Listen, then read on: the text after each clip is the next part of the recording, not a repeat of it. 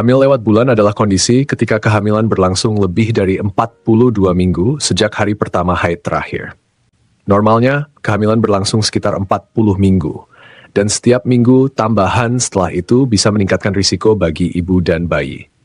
Kondisi ini sering membuat cemas, terutama karena risiko medis yang menyertainya, mulai dari penurunan fungsi plasenta hingga masalah serius pada janin.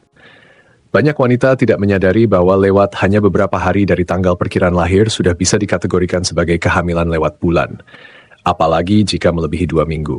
Penyebab hamil lewat bulan tidak selalu jelas. Faktor yang paling umum adalah kesalahan perhitungan usia kehamilan, terutama jika siklus menstruasi wanita tidak teratur. Faktor genetik juga berperan, karena beberapa keluarga memang memiliki riwayat kehamilan panjang. Kehamilan pertama cenderung sedikit lebih lama dibanding kehamilan berikutnya. Bayi laki-laki secara statistik juga lebih sering mengalami kehamilan lewat bulan dibanding bayi perempuan. Selain itu, kadar hormon tertentu seperti hormon yang memicu kontraksi bisa saja kurang sensitif sehingga tubuh terlambat memulai proses persalinan. Dari sudut pandang medis, yang menjadi perhatian utama adalah fungsi plasenta. Setelah 42 minggu, plasenta bisa mulai menua dan tidak bekerja optimal. Akibatnya, suplai oksigen dan nutrisi ke janin berkurang. Hal ini bisa membuat cairan ketuban menurun, mengakibatkan risiko kompresi tali pusat. Bayi bisa mengalami penurunan berat badan atau justru berat badan berlebihan karena terus menerima nutrisi tanpa proses persalinan. Selain itu, ada risiko bayi menghirup mekonium, yaitu tinja pertama ke dalam paru-paru yang dapat menyebabkan gangguan pernapasan serius setelah lahir. Tanda-tanda hamil lewat bulan, antara lain, tidak adanya tanda persalinan hingga melewati tanggal perkiraan lahir, perut terasa lebih berat, gerakan janin bisa berubah pola, dan terkadang volume cairan ketuban terasa berkurang. Pemeriksaan oleh tenaga medis sangat penting, termasuk pemeriksaan ultrasonografi untuk mengukur cairan ketuban, memantau gerakan janin, dan mengevaluasi aliran darah melalui tali pusat. Pemeriksaan non-stress test juga dilakukan untuk melihat respons detak jantung janin terhadap gerakan. Risiko bagi ibu termasuk persalinan yang lebih sulit, kemungkinan robekan jalan lahir lebih besar, dan peningkatan kebutuhan operasi sesar.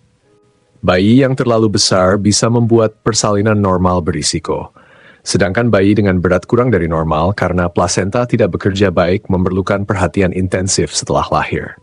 Penanganan medis untuk hamil lewat bulan biasanya melibatkan pemantauan ketat. Jika kehamilan melewati 41 minggu, dokter sering menyarankan induksi persalinan untuk mengurangi risiko komplikasi. Induksi dapat dilakukan dengan pemberian obat seperti oksitosin atau prostaglandin untuk merangsang kontraksi. Kadang prosedur seperti stripping membran dilakukan untuk memicu persalinan secara alami. Jika kondisi janin terancam atau persalinan normal tidak memungkinkan, operasi sesar menjadi pilihan terbaik. Selain metode medis, ada beberapa cara alami yang bisa membantu merangsang persalinan. Namun, semua cara ini harus dibicarakan dulu dengan tenaga kesehatan agar aman. Pertama, konsumsi teh daun raspberry merah yang dipercaya membantu menguatkan otot rahim. Kedua, pijatan lembut pada titik akupresur tertentu yang dipercaya dapat merangsang kontraksi, misalnya di sekitar pergelangan kaki bagian dalam. Ketiga, berjalan kaki santai setiap hari yang bisa membantu posisi bayi turun ke panggul dan memberi tekanan alami pada serviks. Pencegahan hamil lewat bulan sebenarnya dimulai dari awal kehamilan dengan menghitung usia kehamilan secara tepat. Pemeriksaan ultrasonografi di trimester pertama bisa memberikan estimasi usia kehamilan yang lebih akurat dibanding hanya mengandalkan perhitungan siklus menstruasi. Selama trimester ketiga, monitoring rutin sangat penting, terutama jika sudah mendekati atau melewati tanggal perkiraan lahir. Penting bagi setiap ibu hamil untuk mengenali tanda-tanda bahaya pada akhir kehamilan, seperti penurunan gerakan janin, perdarahan, atau nyeri yang tidak biasa. Jangan menunda pemeriksaan hanya karena merasa sehat, karena perubahan kondisi janin bisa terjadi cepat. Hamil lewat bulan bukan sekadar masalah menunggu lebih lama. Setiap hari, tambahan setelah melewati batas aman, harus diawasi ketat demi keselamatan ibu dan bayi. Dengan pengetahuan yang tepat, pemeriksaan medis rutin, dan komunikasi yang baik dengan tenaga kesehatan, risiko dapat diminimalkan. Ingatlah bahwa setiap kehamilan berbeda, dan keputusan terbaik selalu dibuat berdasarkan kondisi spesifik ibu dan janin.